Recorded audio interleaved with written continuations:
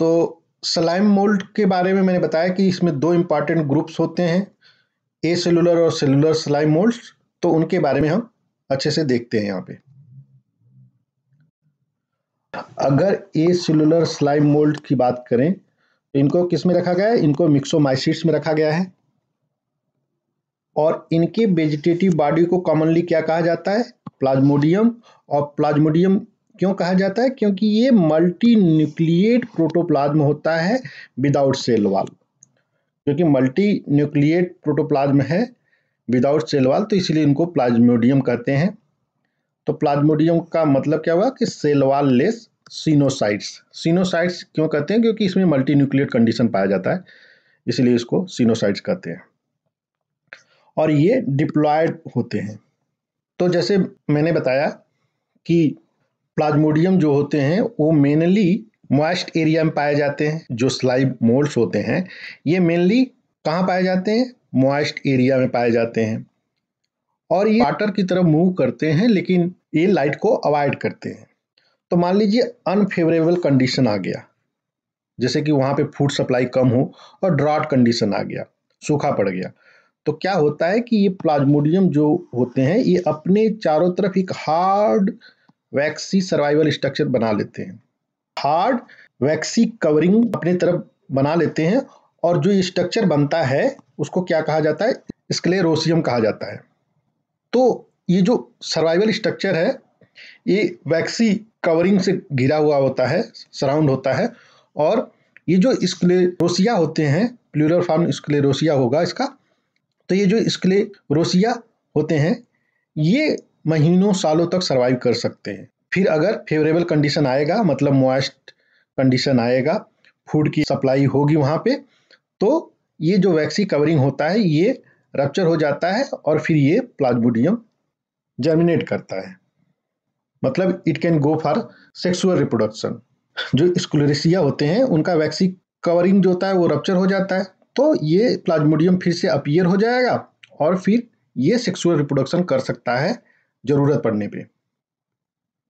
अगर sexual reproduction की बात करें तो ये जो प्लाज्मोडियम होता है ये डिफरेंट टाइप का फ्रूटिंग बॉडीज बनाता है। जैसे एक हो गया आपका एथेलियम हो गया, या आपका प्लाज्मोडियोकार्प हो गया, या आपका स्पोरेंजिया हो गया। तो ये डिफरेंट टाइप के फ्रूटिंग बॉडीज होते हैं, ये बनाते हैं कौन? ये जो प्लाज्मोडियम होते हैं वो डिफरेंट टाइप के फ्रूटिंग बॉडीज बनाते हैं। एथेलियम में क्या होता है कि पूरा का पूरा जो प्लाज्मोडियम होता है वो फ्रूटिंग बॉडी में कन्वर्ट हो जाता है। तो ऐसे ही फ्रूटिंग बॉडीज को एथेलियम कहते हैं। पूरा का पूरा प्लाज्मोडियम कन्वर्ट हो गया फ्रूटिंग बॉडीज में, तो इनको एथेलियम कहते हैं। और अगर ये फ्रूटिंग बॉडीज किसी लीफ पे बने, मतलब कि प्लाज्मोडियम जो है किसी लीफ सरफेस पे, डिकेइंग लीफ सरफेस पे है, और उस पे अगर वो पूरा फ्रूटिंग बॉडी बनता है तो वो क्या कहलाता है? उसको प्लाज्मोडियोकार्प कहते हैं। ये इनका अपीयरेंस रेटिकुलेट अपीयरेंस होता है इन प्लाज्मोडियोकार्प का। और कभी जब फ्रूटिंग बॉडीज बनता है और उसमें स्टॉक होता है, अगर जैसे मान लीजिए ये आपका प्लाज्मोडियम है, सपोज ये प्लाज्मोडियम है, अगर ये पूरा पूरा कन्वर्ट हो गया तो इसको एथेलियम कहेंगे। इसको क्या कहेंगे? एथेलियम कहेंगे।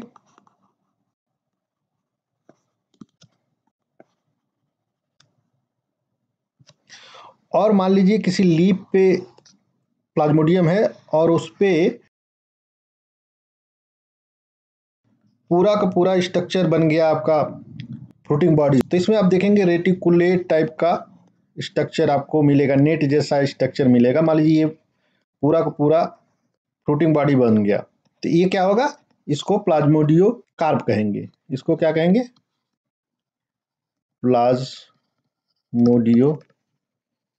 कहेंगे इसको, ठीक है। और अगर एक स्टॉक बनता है, जैसे ऐसे एक स्टॉक बनता है, मान लीजिए आपका ये प्लाज्मोडियम है। प्लाज्मोडियम क्या होता है? क्रीपिंग स्ट्रक्चर होता है, ये सरफेस पे से ही आपको फ्लैट दिखाई देगा, ठीक है। ये मान लीजिए आपका ये प्लाज्मोडियम है और ये सेक्सुअल रिप्रोडक्शन कर रहा है, मान लीजिए सेक्सुअल रिप्रोडक्शन कर रहा है, तो क्या होगा कि इसका जो प्रोटोप्लाज्म है ये मूव करके स्टॉक से होते हुए ऐसे एक स्ट्रक्चर बना लेगा, मान लीजिए ऐसे एक स्ट्रक्चर बना लेगा, तो ये आपका क्या होगा, ये आपका स्पोरेंजिया होगा, ये आपका स्पोरेंजिया होगा, ठीक है। और इसी के अंदर आपको स्पोर्स मिलेंगे, और ये आपका इसका स्टॉक हो गया, ठीक है। तो अगर पूरा प्लाज्मोडियम कन्वर्ट हो रहा है फ्रूटिंग बॉडीज में तो उसको एथेलियम कहते हैं। अगर लीफ पे डेवलप हो रहा है, ऐसे वेनेशन टाइप का स्ट्रक्चर दिखेगा तो इसे प्लाज्मोडियो कार्प कहते हैं। और स्टॉक वाला अगर जो फ्रूटिंग बॉडीज है उनको स्पोरेंजियम, सिंगुलर जो है स्पोरेंजियम है, प्लूरल स्पोरेंजिया होता है। तो इसको इस टाइप के स्ट्रक्चर को क्या कहेंगे, स्पोरेंजिया कहेंगे। ये प्लूरल फॉर्म है, मान लीजिए डिफरेंट बन गए हैं, मान लीजिए डिफरेंट स्पोरेंजियम बन गए हैं, तो इनको क्या कहेंगे, प्लूरल फॉर्म में स्पोरेंजिया कहेंगे, सिंगुलर फॉर्म में स्पोरेंजियम कहते हैं, और इनके अंदर स्पोर्स होते हैं। और एक चीज, जैसे यहाँ पे ये तो सेक्सुअल रिप्रोडक्शन का एग्जाम्पल था, और एक सेक्सुअल रिप्रोडक्शन में एक तो स्क्लेरोसियम हो गया, स्क्लेरोसिया हो गया, ए सेक्सुअल रिप्रोडक्शन एक एग्जाम्पल हो गया। लेकिन ए सेक्सुअल रिप्रोडक्शन का एक और एग्जाम्पल है, मान लीजिए आपका ये प्लाज्मोडियम है, तो ये फ्रेगमेंट हो जाता है, डिफरेंट फ्रेगमेंट में फ्रेगमेंटेशन हो जाता है, किसका, प्लाज्मोडियम का। तो ईच फ्रेगमेंट से न्यू प्लाज्मोडियम बन जाएगा, तो इसको एसेक्सुअल रिप्रोडक्शन कहते हैं, और ये प्लाज्मोडियम में पाया जाता है। और ये जो स्पोरेंजियम का वाल होता है उसको क्या बोलते हैं, पेरिडियम बोलते हैं। और स्पोरेंजिया में जो स्पोर्स पाए जाते हैं उनमें ट्रू सेलुलोजिक सेल वॉल पाया जाता है। सेल वॉल अगर किसी स्टेज में पाया जाता है स्लाइम मोल्ड्स के, तो ओनली इन स्पोर्स, केवल स्पोर्स में ही सेलुलोजिक सेल वॉल पाया जाता है। रेस्ट वेजिटेटिव बॉडी है वो विदाउट सेल वॉल होता है। और क्योंकि स्लाइम मोल्ड के वेजिटेटिव बॉडी में सेल वॉल नहीं होता है, तो उनका स्ट्रक्चर जो है या शेप जो है वो रेगुलर नहीं होता है, वो रेगुलर शेप नहीं होता, क्योंकि सेल वॉल नहीं होता है, केवल प्लाज्मा मेम्ब्रेन होता है। तो जैसे वो फ्लो करेगा सरफेस पे, उस हिसाब से उसके अनुसार इनका स्ट्रक्चर, इनका शेप बनता है। तो डिफिनिट शेप नहीं पाया जाता है स्लाइम मोल्ड्स में। आप ये नहीं कह सकते हैं कि ये सर्कुलर होगा, ट्रायंगुलर होगा, या इनका शेप नहीं होता, क्योंकि शेप जो किसी भी ऑर्गेनिज्म या सेल को शेप, डेफिनिट शेप कौन प्रोवाइड करता है, जो रिजिड सेल वॉल होता है उसी की वजह से एक शेप बनता है। जब सेल वॉल नहीं है तो सरफेस पे जैसे ये क्रीप करेगा, जैसे मूव करेगा, उसी के अनुसार इसका स्ट्रक्चर बनता है। ये जो स्लाइम मोल्ड्स होते हैं इस सरफेस पे क्रीप करते हैं, मूव करते हैं, या एक तरह से कहिए कि ये फ्लो करते हैं, और इसी से इनका स्ट्रक्चर उस सरफेस के अनुसार डिटरमाइंड होता है, डेफिनिट शेप नहीं होता है। क्यों नहीं होता है, क्योंकि इनमें सेल वॉल एब्सेंट होता है। So these slime moulds are organism with no definite shape due to lack of cell wall. और ये जो स्लाइम मोल्ड्स होते हैं ये yellow, orange, red different colour के होते हैं, ब्राउन और वायलेट कलर के भी पाए जाते हैं स्लाइम मोल्ड्स। ये स्पीसीज पे डिपेंड करता है कि ये येलोइश हैं, रेडिश हैं, वायलेट कलर के हैं या ब्राउन हैं। और इनका कलर जो है ये चेंज भी होता है पीएच के अनुसार। पीएच का मतलब जो सराउंडिंग का पीएच होगा उसके अनुसार इनका कलर भी चेंज होता रहता है। और ये जब सेक्सुअल रिप्रोडक्शन करते हैं, कब करते हैं, जैसे कि मैंने बताया कि स्लाइम मोल्ड्स जो होते हैं वो जनरली लाइट को अवॉइड करते हैं और वाटर की तरफ मूव करते हैं, मॉइस्ट एरिया की तरफ मूव करते हैं। लेकिन सेक्सुअल रिप्रोडक्शन होने से पहले ये लाइट वाले और ड्राई प्लेसेस की तरफ मूव करते हैं। और वहाँ पे फिर क्या होता है कि मान लीजिए ये प्लाज्मोडियम है, तो ये ड्राई और लाइट वाले एरिया में जाएंगे, मूव करेंगे, और वहाँ पे फिर इनका प्रोटोप्लाज्म जो होता है ये मूव करते हुए इधर से, मान लीजिए पूरा प्रोटोप्लाज्म है, ये मूव करेगा, स्टॉक बनेगा, और फिर उसके बाद ये स्पोर्स बन जाता है। सॉरी, ये स्टॉक होगा और फिर डिफरेंट स्पोरेंजियम बन जाता है। जैसे मान लीजिए ये था आपका पूरा, तो इसे स्टॉक बनेगा, एक अनदर स्पोरेंजियम ऐसे बन जाएगा। और फिर क्या होगा, स्पोरेंजियम में क्या होगा, ये दो स्पोरेंजिया हैं, तो इनमें क्या होगा, इनमें स्पोर होंगे। ठीक है, ये ऐसे इसमें स्पोर होंगे, तो ये स्पोर हुआ, ये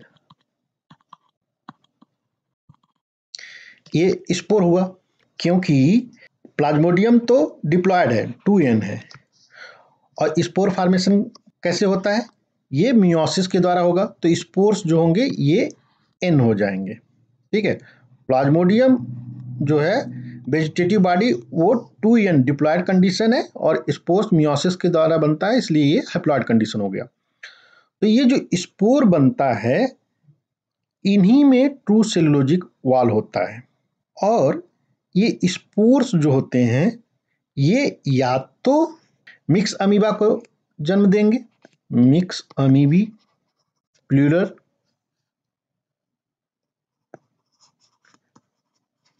मिक्स अमीबी हो गया, या तो ये मिक्स अमीबी को जन्म देंगे, डिफरेंट मिक्स अमीबी, ऐसे अमीबॉइड स्ट्रक्चर हो जाएगा, स्पोर्स से डिफरेंट मिक्स अमीबी बन जाएगा, या इनसे स्वार्म सेल बनते हैं। क्या बनते हैं, या तो मिक्स अमीबी बनेगा या स्वार्म सेल बनेंगे, स्वार्म सेल्स बनेंगे। तो स्वार्म सेल्स क्या होते हैं, ये ऐसे स्ट्रक्चर होगा, कुछ ऐसे स्ट्रक्चर होता है। ठीक है, इनमें एक फ्लैजिला होगा, एक फ्लैजिलम पाया जाएगा, या ये दो फ्लैजिला वाले स्ट्रक्चर होते हैं। ठीक है, एक रफली स्ट्रक्चर बना दे रहा हूं, दो फ्लैजिला, तो एक फ्लैजिला छोटा होगा, एक फ्लैजिला बड़ा होगा। एक बात याद रखिए, चाहे प्लांट किंगडम हो या एनिमल किंगडम हो, कहीं भी अगर फ्लैजिला की बात आती है, फ्लैजिला हो गया या सीलिया की बात आती है, तो ये बाय डिफॉल्ट ये बात याद रखिएगा कि इन स्टेजेस को, जैसे इनको स्वार्म सेल कहते हैं, तो जो भी सेल स्टेज हो या जो भी ऑर्गेनिज्म हो, सेल स्टेज हो या कोई भी स्टेज हो एक लाइफ साइकिल में, जहां भी सीलियम, फ्लैजिलम, सीलिया या फ्लैजिला पाया जाता है, तो वहां पे एक चीज की रिक्वायरमेंट होती है, वो क्या है, वाटर। तो ये बात याद रखिएगा, चाहे एनिमल किंगडम हो या प्लांट किंगडम, जहां भी फ्लैजिला या सीलिया पाया जाता है, तो उस स्टेज को या उस सेल को या उस ऑर्गेनिज्म को या उस कंडीशन को जिनमें कि फ्लैजिला या सीलिया पाया जाता है, उनको वाटर की आवश्यकता होगी, H2O की आवश्यकता होगी, H2O की आवश्यकता होगी, मतलब मॉइस्ट कंडीशन की आवश्यकता होगी, मॉइस्ट कंडीशन की जरूरत होगी। तो फिर क्या होता है कि जब मिक्स अमीबी बन गए, तो ये आपस में दोनों फ्यूज हो जाएंगे।